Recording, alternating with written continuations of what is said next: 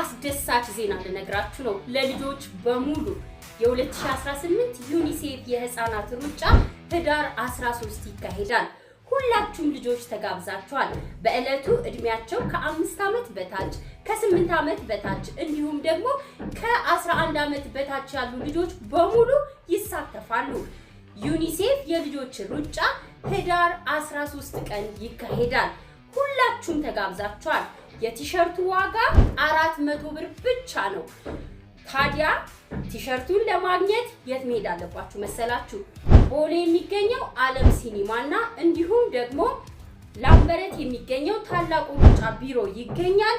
ልጆቻችሁን አሳትፉ። እናንተም በእለቱ ልጆቻችሁ ሲሮጡ እናንተ ምን ታደርጋላችሁ መሰላችሁ?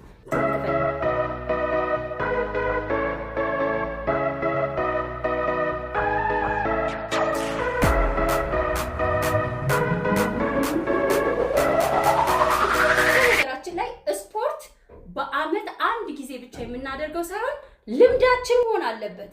ሁሌ መስራት አለብን።